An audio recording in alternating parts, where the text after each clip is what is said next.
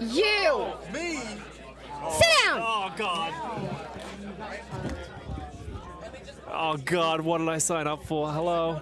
Okay, first of all, hi, I'm so happy to see you. I watched you in the Overwatch League. Oh. I actually didn't know that you were on the dev team until yesterday. Until yesterday? Yeah, I had no idea. I also didn't know that Megatron was on the dev team, so I'm kind of just a bum, I think. Okay. Okay, so first of all, I'm happy to see you. Thank you so much for taking time. How much time do you have for this? I have all day. We've got the whole day blocked up. Let's see how the first 5 minutes go, and then I'll tell you how much time I have. Let's sign this book, please, first. Thank you. Maybe, you know, put some ink on your thumb, and you can put it there, too, if you want. Sign it as Custa'S. Oh, where is it? That's me. Whoa, look at it. Wow. So I'm trying to get everybody. That's cool. That's cool. All right, you might want to lean in like a little bit. Yeah. Hey, chat. Custa? Yes. Why did you nerf Tracer? Which time? Okay, I was looking in the thing, and we did the math. Okay. She's 5.75 per pellet now, yes. correct? Why did you do that, man? Her projectile size has been undone. So. Oh my goodness! Oh my goodness, really? Yeah, so the goal is to try and hit the profited 5.75 damage thing. Yes. We've undone some of the changes. The spread change is still in, so the one where she has a little bit higher spread, but the projectile change is undone. We weren't really happy with how it ended up coming through. Thank the Lord. Now, I noticed also you changed her minor and her major perk. I do think that her perks are pretty like piss broken. Like part of my French. How long have you guys been planning on taking her major away? Yeah, well, because we did the change where it like didn't give her 2 blinks up front with the major, and we're like, maybe this will help. It didn't. She's still just really frustrating to play into, endless blinks. So at this point, we were like, especially with the minor perk that also gave you blinks, it just felt like she just had too many. So when we made this change that is on paper a buff to her kit, we're like, okay, this is the time to take away the OP perks. I even feel like the blink pack thing is like pretty OP. Now, can she still take health packs when she is full HP? Yes. Okay. And she has the flanker subrole now, so packs are like really good for Tracer right now. No, see, I'm very interested in that. It's because is global passive still in the game right now? Yeah, so the DPS passive is now global for everybody. So everybody. So there is no more global because global passive. I mean, you're out of the team every 5 seconds and you regen. Yes, that is still a thing for everybody, Oh, okay. and the DPS passive is now global as well. It's applied to everybody. Which means shooting them is going to make them take less healing. Yes. By percentage. Okay, so being in the team fight, you're getting healed. Being pocketed is less valuable. Yes. Across the board. That's across very the board. interesting. I'm very surprised that you think that the flanker passive is good for Tracer because I know that Tracer is like a very health pack heavy character. Yeah. But with the global passive in the game of regen and with how little HP she has, 175. You take like a mini health pack, you're full HP basically. Yeah. So she definitely is the person that probably gets like the least compared to like Reaper who has like much higher. It feels like she got kind of shafted in terms of you know. Did you only put her in the flanker category because it's Tracer and she's a flanker? Like, don't you think she might suit a different category better? We could see her going into a different category in the future. I think there is some benefits of like now a mini pack is a mega pack for Tracer pretty much 100% of the time because it gives 150 health. Maybe it's not as beneficial. And I will say like if we feel like Tracer isn't getting enough, we're more than happy to move heroes between roles. Like, if she would be better in another role, that can easily be done in the future. Same with all the sub roles. If we don't feel like they're cutting through, maybe the flanker sub role just sucks, and we don't know. Do you think you'll be making changes like very frequently, like between seasons? Like, do you think 5 characters are going to be changing between like flanker and DPS or? 100%. I could see that happening. It's kind of like perks. Like, we don't know how it's all going to land. When we first threw perks in, there were a ton of perks that immediately were like, these aren't good. Yeah. This isn't right for this hero. We'll be making those changes. You kind of nailed it with perks, though. I was really surprised. We kind of stuck the landing. The team did a great job. Here's an interesting question. Okay, so there's like this kind of design philosophy with Overwatch 2 where you have like a lot of very hyper-mobile characters. I mean, we saw like Jetpack Cat and whatever. Overwatch 1 as like a game, I mean, obviously you were like competing during that time, so you know like we have characters like Zen, characters like Rein, characters like Sigma. They're like slower, maybe not very high mobility. How do you feel Overwatch 1 characters are going to do starting in Season 1 of Overwatch 2? When like they just kind of suck. Yeah, well, I wouldn't say they suck. I would say definitely mobility has been something that has come into the game more and more as time has gone on. Players like mobility. It's more fun to move around the battlefield fast. We made Domina and intentionally made it so that she didn't have mobility, right, to sort of like fit those fantasies. But the game is very fast. Domina, the new tank. She doesn't have a mobility. And, oh yeah, you said you choose like the first like poke tanks in Sigma. It's so funny you added a poke tank and then you added like 5 or 4 more other hypermobile guys. Yeah. So Domina is definitely the slow moving of all of them. Mobility is definitely a very big thing. It's actually something that we are looking at internally. I'm not saying this is going to happen, but we are looking internally of like, hey, how would it feel if we started slowing a lot of these characters down? Not in like a crazy way, but like, how would it feel if we went across all the heroes and were like, oh, what if this was a second longer cooldown on mobility? What if this wasn't as fast and stuff like that? Trying to feel out what would be good and if it feels good for the game. Because as much as the game being slow isn't super fun in a lot of ways. No, it's right? not. I think we all played like during like double shield. Yeah, so we don't want to undo all of that, but it's like, I do agree with you that hypermobility can be an issue that does come up, especially with some of these new heroes. Why does Doomfist have so many bugs?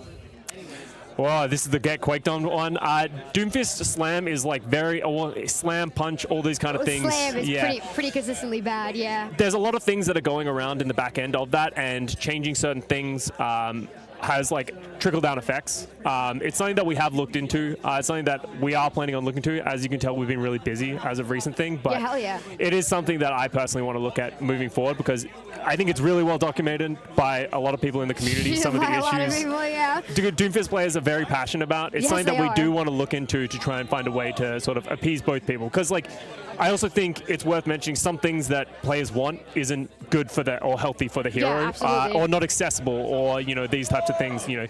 If certain things can move the ceiling of how good Doomfist is too high, and we don't want him like flying around the battlefield too much more than he already is.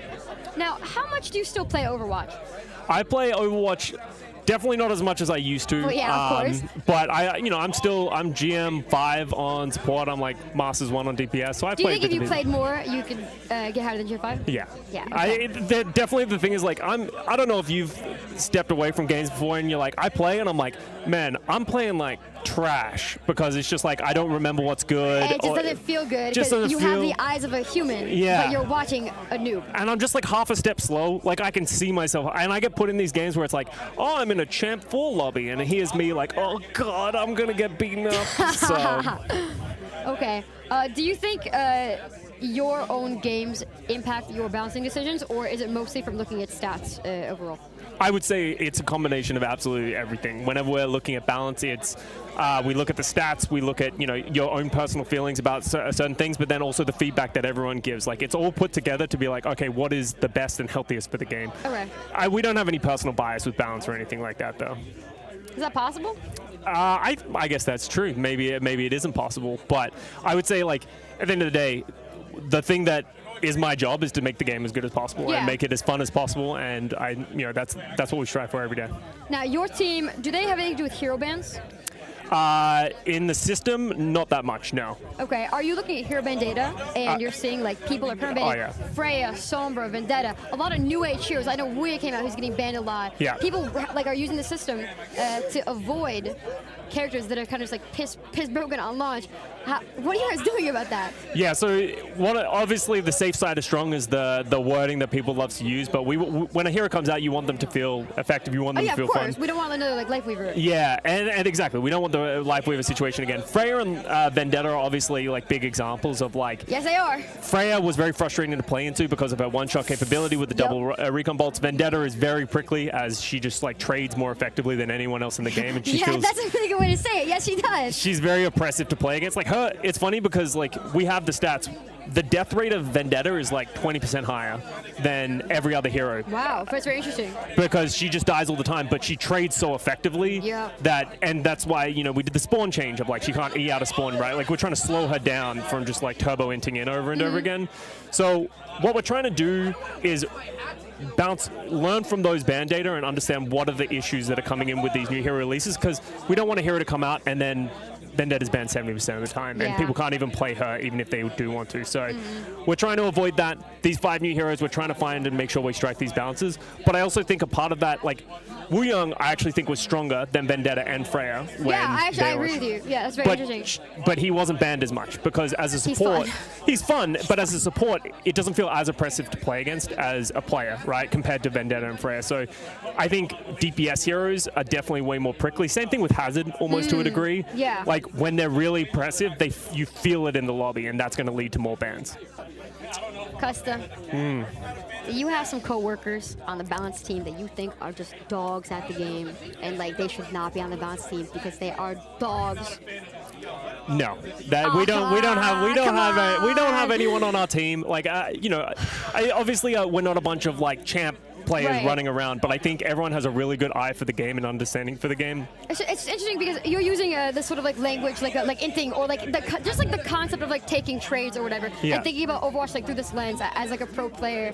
I think that these are things that you don't know unless like they're taught to you, or unless you were like in this sort of like environment, right? And like you have like a coach and he's like, this is what trading means, and this is whatever. Do you feel that everybody on the team has this sort of like resource like trading and like kind of esports, whatever understanding of the game? I think everyone on the balance team, right? So you do? You think everyone on the balance team thinks about the game this way? So to put it in context, the two major people who do most of the balancing is me and someone on our team named Josh, and he's great at the game. He's been someone who was GM all the way through Overwatch 1. He's so like good a Masters player thing. He He's been there since day one of Overwatch, and he has a really good insider knowledge. And honestly, if anything, I think the thing he does best is, I actually come in with a lot of feedback of like, you know, I work a lot on balance of like, I'm like you guys, I'm like, I want this thing, and there's a lot of very good reasons why some things aren't the way they are. Like what? You gotta be specific. Like, I would say like mobility creep is a big thing that Josh is very aware of, right? Like, I think without things like what Josh is doing and holding back, there is potential for, especially us as designers, you're making a hero, you want the hero to move fast, you want him to be fun, but Josh and our job as balance designers is to make sure that just because something is fun and crazy doesn't mean it's better for the game. And I think that's what we're always trying to do, and I think having a good knowledge of the game is important to be able to sort of apply those, you know, pillars. Okay, someone said mercy in all caps, and I actually have a very specific question. Now, I have the opinion that not every character in the game needs to be viable at the highest level. Like, I think there's some. I play Overwatch because mercy like exists. You know, like I have like 100 hours on her. I play like hit scan and tracer and stuff. But as like a new player with like no FPS background, being able to play a character like Mercy that just doesn't require any mechanics, where I can just like learn how the game works without needing to aim or whatever, I think that characters like Mercy are both very helpful for the game and also should not be viable at the highest level. Okay. I believe that some characters, you know, that don't take mechanics, just don't need to be good. Do you have this philosophy where it's okay for a character to not be very competitive amongst good players, or do you try to balance so that every single character can be played at the highest level? I think first and foremost, every hero should be at least viable at every rank, right? And like, you know, even to the degree, I think Orisa has the worst win rate in the game, but she's still very interesting. She's very viable. People do really like to play Orisa. But she's so viable even at the highest ranks because of what her kit does. I think there are definitely like balance ideas of like, we don't want to make Moira really good in the game because people get really frustrated. You know, she does have a limit, but she's a very accessible hero, one of the more popular heroes that we have in our game because people like playing her, right? Now, you don't want to make her good. Is that because it would make people upset, or is that because you think that her kit is too simple for her to be very good? It'd be kind of unfair. I think, especially for a lot of players, those things are the same, right? She can't be super good because her kit is so simple, because what it leads to is it's like everyone has to play this character and it feels like it loses a little bit of that that sticking power. If I mean, we always make sure that these heroes are always balanced and they can be played at any rank. There is no any hero that is bad at any rank, but we do want to make sure that certain heroes aren't dominating the meta like Orisa, who feel like very accessible and easy to play and get value from. Okay. But you are trying. Okay, let's say if you see these characters that are considered like more simple, that are being, you know, played a lot in like high elo or like in Overwatch Esports, or if they have like very good win rates, do you have like a little bit of like prejudice against like the non-mechanical heroes? Do you see, I don't think that character should be in this lobby. Do you ever feel that way? Especially like a pro player. Yeah, I don't think I have any prejudice against those kind of things, right? Like, I think every hero, like, I'm not going to buff Moira because then she'd be played in pro play, and that would be the worst thing ever, because, you know, that's how I felt when I was a pro player. Yeah, of course. But that's not true for all of the balance and the balance decisions that are being made, right? Like, for us, it's more about the health of the game and making sure that the game is fun for players across all ranks, right? Like, let's even use like an example that happened recently, like Bastion, the fire rate going up, and he became a menace. Yes, he did. Yes, Yes, he did. Across all ranks, right? And I think he is a great example of a hero that, with a small nudge in one direction, sort of tips the balance of how the balance can kind of go. So even though Bastion isn't a hero that, even his win rate wasn't the craziest thing in the world with that balance change, from a player's perspective, players are like, the game is unplayable because Bastion is so strong and it hits again. So it's just trying to find that balance of like certain heroes, certain players have a certain acceptance of some heroes being really strong and other ones being really strong. Does that make sense? Like Tracer, most players are pretty fine with Tracer. They want her to be good. They want her to be good. Okay, she's been good for so long. This is a very interesting point because you brought up earlier that Vendetta feels like, Vendetta's getting banned a lot. It feels bad to play against her because she can int her brains out, but she's just going to get so much value. Yes. Right? Why do you keep like nerfing Tracer if like you keep adding the characters to the game that like you have like Kiriko who's like really good at like dueling, like Iyari is so good at like doing DPS. Wu Yang is such a good freaking character, such a good you have like all these all-rounder characters that are so high-powered, but you keep tweaking like Tracer and Genji and like characters that people tend to be okay with like being viable when there are like these other like trade monsters. Like you have to have hands to kill somebody on Genji. Yeah. Okay. Why do you keep touching Genji, bro?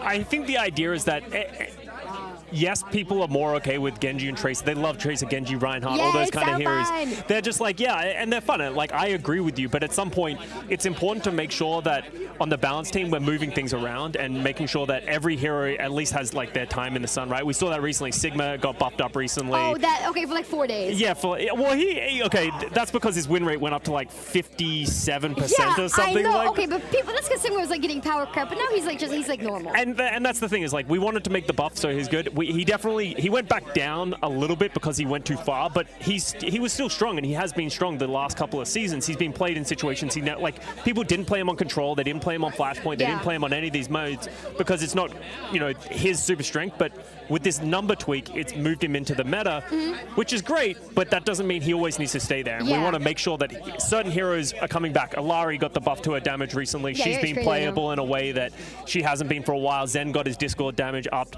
recently, making him more viable. So making sure that heroes are being moved around and it doesn't feel like, oh, we're just going to make Tracer, Genji, REINHARDT the best heroes in the game, and that's how it's always going to be. Okay, that makes sense. And if you want to play these other heroes, tough luck, people like Tracer more. We want to make sure all heroes feel like they're viable and that they have their moments in the meta. Okay, on the topic of like the feel of the game, there are some characters people just hate, even though they're not like particularly good or crazy. Yes. Like Sombra is a character that comes to mind. People just don't like playing against that character. And you guys have done like a lot of reworks on Sombra. I'm not sure, like maybe like 2 or 3 times where you've just changed her entire kit. Is it like very disheartening to you when you do like a rework and people just continue to ban the character? So I haven't been on the team since we've done any serious reworks for any of the characters. It is something that we are planning on doing this year. It was promised in the spotlight. We are looking to do. Sombra is definitely one of those characters. So one of the things that I'm really looking to do with joining this team is hopefully find a solution for these characters. These characters that I think players are like, this isn't a good, match for the game. Sombra, Invisibility, and Ability Lock are just always going to be a frustrating thing to have. Yes. We have, Lifeweaver is another great example of a hero that does the most healing in the game out of anyone, but players don't. Whenever Lifeweaver gets strong, people get really frustrated because it's hard to fight into and it doesn't feel like you can punish Lifeweaver. So trying to find good solutions to these problems through reworks, and that's the goal for this year. Okay, so this year we will be seeing a lot of hero reworks? Okay, now how many of those did you have a hand in? Those reworks is something that I'm working pretty closely on. Really? So, oh, that's very interesting. Yeah. Right. Oh yeah, now it was said before that you guys were not going to do that much with 6v6 Overwatch, you're going to leave it in the water, but it seems that philosophy has changed recently, where you guys see the love people have for 6v6. How much are you yourself working on 6v6 balance? Yeah, so we work together, me and Josh, on the 6v6 balance. It's something that's always going back and forth. We don't want to make too many changes to the main game mode because we want to make sure that anything that comes into main game mode feels like it's trickling down to 6v6, so it doesn't feel like there's this huge balance gap, and also understanding of the game whenever you go to play 6v6. Yeah, absolutely. That's why it's you saw in the 6v6 balance patch we did a few months ago, it's kind of more trying to deal with the characters that are over-indexing or under-indexing based on the 6v6 game mode, right? People Wrecking Ball's impossible to kill, Diva's an absolute menace, all these kind of things, right? So those are the main things that we're looking to change in 6v6, but we're trying to keep parity between the two modes as much as possible where it can be done. Now, someone asked this question, And we talked about mobility, right? And how like Overwatch 1 characters feel like a little bit like derpy sometimes, and you're kind of like trying to avoid mobility creep while also making the game fun and not be like double shield. Yeah. Do you guys have any intention to add like new mobility cooldowns to original Overwatch 1 characters in order to help them keep up?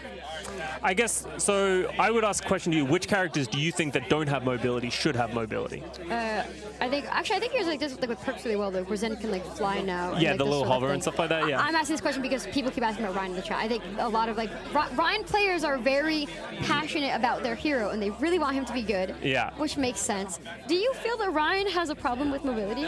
I think he has issues with verticality. Like, I think he's very strong on even playing fields, you know, on situations he can play. Like, he is, you know, if you're just looking at the numbers of win rate, he is a strong hero, and he has been. Rein, that's very good. The thing about Reinhardt is he's a menace when he's strong, but if he can't play the way that he wants to play, like you try and play Reinhardt on Dorado, good luck. Maybe you have a jetpack cat now, so maybe it'll be viable. Yeah, I was thinking too. It seems like rather than like giving Rein CDs, you add characters like Weaver, where like he has like the pedal, or you add like jetpack cat who can just like. They can help. Yeah, I guess the question is like, is it healthy for Reinhardt to have verticality in his kit? It's like, is this better for the game? Is this going to make everything better? Like, yeah, it might be more fun for the Reinhardt players, but it's like, well, the more that you, and this is something that we're very aware of with perks, like the more you fill in players' heroes' weaknesses, the more every hero becomes homogenized to themselves, right? So it's like, why you, like right now, there are very clear heroes that are better on certain maps and certain matchups, all that kind of stuff. If Reinhardt gains verticality, of like he can wall climb, or he can charge and he gets lift and he can go up a little bit, right? Does that start to make everyone start, is he just like Winston with a different font at that point, right? Obviously that's an extreme example, but Hazard. Yeah, Hazard. Right, so it's like Reinhardt's really good at what he's at, but he does have some clear weaknesses, and that's something that I think they did really well in Overwatch 1. That's an intentional game design, that he does have these weaknesses, and this is on purpose. Yeah, and I understand where this is coming from, because in Overwatch 2, a lot of the characters are designed, they have less weaknesses and they are more homogenized. Yes. But, you know, hopefully within the kits that you see today and all that kind of stuff moving forward, it does feel like there are weaknesses of know, certain things that are set up. I think that's really good. Like you're saying that the weaknesses like are intentional. It's not like Ana doesn't have wall climb because they hate Ana. It's like if she does have it, she'll be like a little bit too Then good. she can snipe from the high ground, and there's nothing you can do, and then she's going to drop off, and then she's going to climb back up, and then she's going to become harder to punish. Like Ana has anti-heal and sleep. She doesn't need mobility. She has cooldowns to be able to fill in those gaps. This is a question someone else asked. So some characters have mobility cooldowns to get back from spawn, like you said, like Vendetta, and some characters don't. Do you like make people stronger so that like when they have like uptime in the fight, they're actually like able to think about it? Like Sigma, for example, it takes him like a long time to get back. Is Sigma a better character because he has less mobility? So I would say that like the mobility of characters is very relative to like how survivable they are as well. Like Sigma is he doesn't have mobility because he doesn't need it. He doesn't die as much because he is very durable, right? He has like so many defensive cooldowns. He is able to play around those types of things. So it's like, I think overall, it's another one of those like Sigma's weaknesses. He doesn't have mobility, but he is very defensive. So that's the push and pull of these heroes. While Vendetta, I guess Vendetta's not the best example. Vendetta is good at everything. Yeah, Vendetta's very strong at a lot of things. But like Wrecking Ball doesn't have like a lot of durability in the fight, but he's just very difficult to pin down. Yeah. Do you work on Stadium at all? Not really, no. Thank God. Okay. Guys, no Stadium questions. Why can't the new Japanese guy wall climb? Is he actually Japanese? This is a question that I ask all the time, and it's actually the exact same answer to what the question we just answered of like, he didn't need it. Like, yeah, if we could have thrown it on, he's Japanese. Why is he not a ninja that can climb walls? His kit didn't need wall climb. I think you give him verticality, he starts becoming even stronger, and it moves us close towards the homogenization of like, he can just go everywhere, anywhere, all the time. He doesn't have verticality. That's a limitation of the hero. Someone said it's his birthright. Well, we've broken the birthright wall that's climb. Kind of upsetting, bro. Yeah, I know, but you know. We may need to do like a 23andMe. Maybe we'll give him a perk where he can wall climb in the future, and he'll be like learning Japanese or something like that. All right, Custa, you're a pro player, bro. Yeah. What was the most fun meta?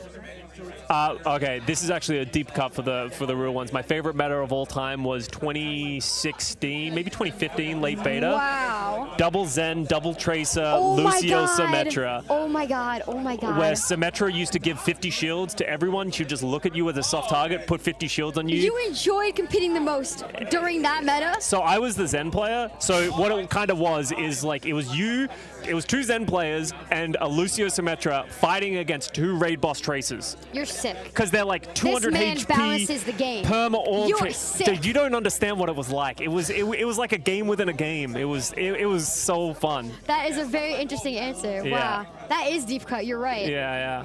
And the other, if it was one that isn't super far back, I actually loved, and this is probably just biased because this is when I was the most successful. It was when it was solo Mercy, triple tank, double sniper meta, where it was like Widow Hanzo, Orisa Roadhog Diva. When was that? This is end of 2018 when Hanzo got buffed. That's going into the playoffs. Because playing as a solo Mercy in that game was like, it was so complicated and it was so much fun. So that's mine.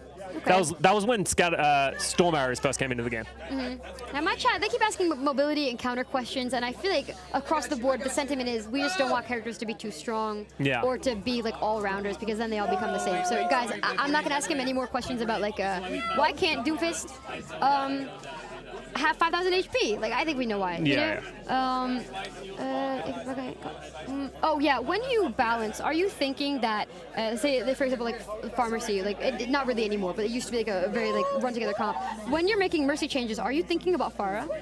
I think when you make any change, like especially to a character like Mercy, where it's like she has like knock-on effects. Yeah, like maybe Mercy's a bad example. How about when you're making changes to Tracer? Are you thinking about Wrecking Ball? Yeah, you know, all those types of things, right? So it's like, a part of me is like, okay, we're buffing Tracer back. That probably makes Vendetta worse because Tracer is someone who can like hound down a Vendetta. It's going to be hard for her to pin you down and that kind of stuff. So like, there's definitely, anytime you make a change to someone, you're like, okay, who is this affecting the most, right? Like, who is getting, hurt out of all this, right? It's almost like when we buff Zenyatta's Discord Orb, that makes Zenyatta more viable. Yeah. He's better. That's probably better against Sigma, right? So that's where like, okay, that's probably going to knock Sigma down just a little bit. Oh, when we make these tanks stronger, all that kind of stuff. And that's why this season 21 is so, we don't know, there's too many moving factors. Yeah. We got 5 new heroes, we got Subroles, we have the balance changes coming in. It's going to be, we're kind of throwing everything at the wall and we'll see what sticks. How did you decide who gets what Subrole? Okay, I don't mean to like harp on this like Tracer thing. No. I do want to say Tracer is like literally like a flanker. Like I think it's funny that you have like a hard hit scan roll like Hanzo, Soj, Cass, Ashe, whatever, and then you have like a flanker roll, whatever. How did you decide where people go? Because some of them, they seem pretty mismatched to me. So one of the big things that we really wanted to avoid is having too many sub-roles. When you introduce the system, we don't want, hey, now you need to learn what the 12 different sub-roles all do and how they affect and which heroes are in which categories. So we wanted to keep it intentionally limited. So even if you pull up like the DPS category, so Tracer's in the flanker sub-role, right? Well, Tracer doesn't really make sense in Recon because she doesn't need to see characters through walls that she's just damaged. Well, not that she's just damaged, people that are low HP. You think the Tracer doesn't need to see people behind walls that are low? No, but she has to do damage to them to be able to see that. I didn't know that, actually. Yeah, so the Recon it's not anyone below. You have to have damaged them and then see them behind walls. And then you will see them behind walls. The specialist one is you reload after eliminations. Tracer doesn't really have issues reloading. And then Ooh, okay, that's interesting you too. Think she I don't think that she has issues reloading, but if you think about Tracer, like the perks you guys added, like the ones that give like more bolts in her clip, you know what I mean? Yeah. Tracer's like the funny uptime hero. Yeah. And going to I have like a strong opinion about Tracer. I'm very interested that like you said that. That's very so you think Tracer would be better in the specialist role than the I think I specifically don't see Tracer getting like a lot of utility out of like in like maybe I don't know. I didn't want to say in low elo in high play or like low elo play. And I could be like I would like to be wrong. Yeah. I would like to be wrong because I know the Tracer's like the health pack hero, but I mean I just think that her HP is so low. The health pack thing doesn't feel that impactful for her. I think the hit scan. Well, I don't know what the hit scan role is called. Sharpshooter. Sharpshooter. I think that one is really, really, really good actually. Yeah. I think maybe like a little bit too good. Actually. Yeah, that couldn't be on Tracer. Like that's one of those ones of it's like we're not giving. We've seen the issue with perks of we give Tracer more blinks, she becomes a demon very quickly. So we're trying to avoid those types of things. Now, Overwatch is a very large casual player base, right? Yes. It's kind of like hard to remember that when you play like ranked all day or like when you compete. Yeah. But like, how much of the Overwatch player base, like percentage-wise, do you think are just like arcade, quick play, like stadium, like chill guys? I think there's a lot, and I think there's a huge percentage of the player. Over 80%? I don't think 80% sounds like too much. I don't want to speak too much. Really? I'm not sure how much is there, but like I think there's a lot of very casual players, and I think it's important that when we balance, we are balancing from, we want the high level and then trickle down, but we also, sorry about that, I also make changes to like, we're always thinking about both sides of like, how is this going to affect the top end? Is this good for casuals? And it goes back to our original conversation of like, how do we balance heroes like Moira and Mercy to make sure that it's acceptable by all players of all ranks. Also, I do have something to add. Someone was talking about Sombra. I don't know if this is being caught, but because Sombra is in the recon sub-role, her opportunist passive has changed, so that she doesn't just automatically see everyone below 50% through walls. She now has to damage it because she's within the recon. But we gave Sombra the ability where she will now see everyone's ultimate if they have it, regardless of being hacked. Wow. Just like, how? Like permanently? Permanently. So if you see someone... You can just always see ult all the time as Sombra. You will see if someone has ultimate whenever they do. Okay. So it was kind of us leaning into it, like how do we make Sombra feel more... It's very fantasy driven for her. We wanted to change things up with her opportunist passive. We didn't just want to take something from her. It is. I don't know if it's pingable. Okay, so this That's is a great interesting question. because this also feels like a nothing burger change, because if you're ult tracking. But if you're ult tracking, it's guaranteed. Most people aren't ult tracking, and it's also a guarantee of like, it's a really interesting thing from our testing. It's like, it's really cool when I'm like, I'm gonna go out of stealth, I'm going as Tracer. They have pulse bomb. That's something I need to be aware of. And it's like, you could attract that, but it's like, in the heat of battle, you're not always thinking about those things. Now it's always very clear and deliberate, so it allows you to play around that. And I think it's very unique to Sombra. Okay. Have you ever been peer pressured? Like someone comes to you and they're like, Custa, I know you, bro. I have a tournament. OWCS is coming up. I need you to buff Echo, please. Has that ever happened? My DMs are not open. I will not take these requests. Well, has anybody tried? No. Have you ever been put in a position where you feel like pressure from previous like peers to make certain changes to the game? No, I don't think anyone's pressured me yet. Yeah. How long have you been on the dev team? About just over a year. Wow. Okay. Yeah. So no, I haven't been pressured too much. It's been okay. How did you land that job? How did you go from being a pro player to being a Overwatch Blizzard employee? So I was casting for a few years back in 22, 23, and I was trying to figure out, I want to get out of esports. What would I want to do with my life and my career? So I actually came to one of these in 2023, I think it was. Oh yay! And I sat down with the design team, and I got to talk to Josh, the lead balance designer, and I was like, hey, I learned a lot from them. You asked for a job? No, I didn't ask for a job. But I was like, this is a really cool this is a really cool thing. I would love to pursue game design as a career. So I actually started doing some online courses and all that kind of stuff, and I actually was able to talk to Alec and Josh, people who work in the field, like, hey, what are things that you would recommend me to do and go through? They're like, hey, going through QA is a good opportunity, learning so much, all that type of stuff. So I started doing those things. I started learning coding. I started doing all that type of stuff. And then about a year later from that, a job for an associate hero designer actually opened up on the team. And I applied, and I got the job. That's cool. Yeah. So you wanted Tracer? I want 6 per pellet. 6 per pellet? 6 per, yeah. Okay, 6 per pellet? Okay. There might be some changes to Tracer. I might be misremembering things coming in the next patch. Yeah. Maybe we misread the F1 screen. Yeah. Also. Okay. Do you follow Overwatch Esports at all? Yeah, I follow bits and pieces, less than I used to, obviously. But yeah, I always keep an eye on things. It's like, as with all balanced things, I love to keep an eye on what the pro players are doing, like what is really strong in their eyes. Because honestly, what is strong in pro, it actually doesn't always translate to what is pro in ranked games. Like Kiriko, people are still like, Kiriko's the best hero in the game. She's still being played all the time, but that's just because her kit is so strong within the professional meta. So slippery. So that's something that I'm keeping an eye on. I actually, this is another change that I'm not sure if you're aware of. Kiriko TP no longer cleanses her in moving forward. Bobby's not going to like that. Yeah, so it was one of those things that because we have Mizuki, he has his teleport. Anran has her phase out when she uses her E, and it was something that like we had cleanses on those setups, and we were like, this feels unnecessary, and we were like, okay, that's a really big deal. Yeah, and we're like, let's take a step back and be like, who else is doing this? Wow. Do we think this is unnecessary? Kiriko, Suzu already cleanses her. She can TP so often. Like, we're like, okay, maybe she doesn't need this. On the other hand, though, like, some characters were like, they need this. Like Sombra, she will still cleanse on her translocator because she goes into stealth. And if she doesn't have the cleanse, then it becomes really difficult to go through stealth. So that's kind of insight into how we came to some of those decisions and stuff like that.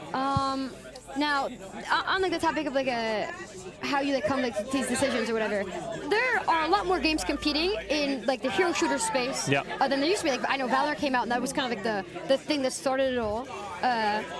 And now we have like Marvel Rivals, which is a big deal. Do you ever look to those games and like pull ideas from them, or see like a concept you think is cool that might influence your decision making when it comes to hero design? I would say, you know, we don't pull from, but we look at every new hero that comes out in every new game. Oh, okay, you are. And also, I love video games. Like I've been playing a lot of Deadlock recently. I love that game. I think Marvel Rivals made a lot of really interesting kits. They got a lot of really interesting abilities. Seeing how they put these things together, of course, you know, we'd be remiss to not look into what other people are doing and what other players are enjoying, right? Like you know, the good artists copy, great artists steal. Yeah, exactly.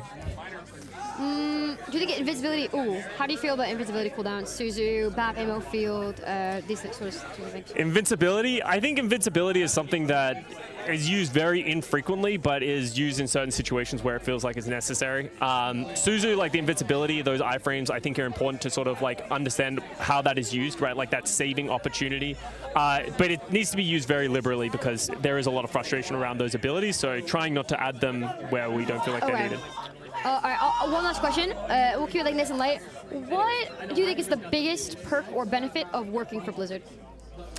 I get to work on the game that I love.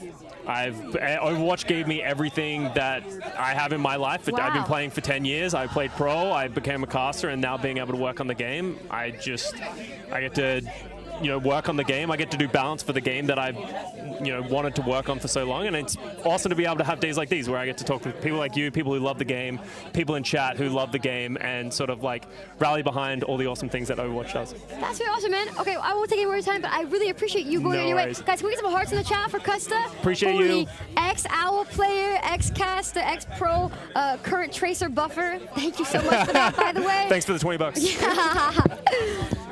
Oh, thank you so much, man. I'm serious. Thank you. Chad, I think it's very easy to be an interviewer because I'm extremely interested. Chad, we have all played this game for so long, and I think a lot of us are just like not very high rank players. So for me, rather than like having a lot of things to say, I have like a lot to absorb. Like I was talking about how I've been like hanging out like around streamers, and while like I want to talk, I don't have anything to say, but like I'm like very quiet. Because these are the people who have like been in the scene, right? Custa has like special, for example, like the insights he has like to like the sim meta and stuff. You know what I mean? He just has like insights that like I don't have. So I feel like that there's like, I don't know. I think there's a lot of value in asking like questions, and I really deeply appreciate, by the way, which asks questions. I won't lie, there are a lot of questions that I read from chat, and there are a lot that I didn't read because I felt that they were relevant. For example, somebody kept asking about sound design. I believe YTK kept asking about sound design, and like while I would love you to have an answer to that question, Custa doesn't do sound design. Or somebody during that game was asking about mythics, and we were just talking to the mythic designer, but that was not Custa. Custa's on the balance team. And so I did try to keep it to questions that are like relevant to their role, because I don't want them to be like a fish out of water or whatever. But I have interviewed multiple people now. We asked about top 500, why like the challenge system sucked so bad. We asked about like hero design. We asked about like mythic design philosophy, why certain skins get made. So many people, bro. So you know, I'm like pretty happy. But if you feel like your question was ignored, like I'm very sorry. But like these people do have limited time. I don't want to hog them too much. And yeah, that was very entertaining. I'm like, guys, I'm really happy. They gave me like a lot of time a day. Check it out. Bow chicka bow wow. Ta-da! Fry and burger patty. This is, I'm not kidding. My younger brother lived on this for years. Like all he would, he's like autistic. He's like on like the autism spectrum. So sometimes as part of that, there's like certain like safe foods or like not safe foods or whatever. And for him, he would like kind of gravitate towards like plain noodles with butter on them, and then like plain burger patty and like French fries. And I feel like I'm sort of like, I'm little brother maxing right now. Yeah, again, I really appreciate you guys like being like chill about like the interview content. I know that you guys like it. I think it's pretty unique. I think it's something we're capable of doing. It was very fun. I will be playing the game.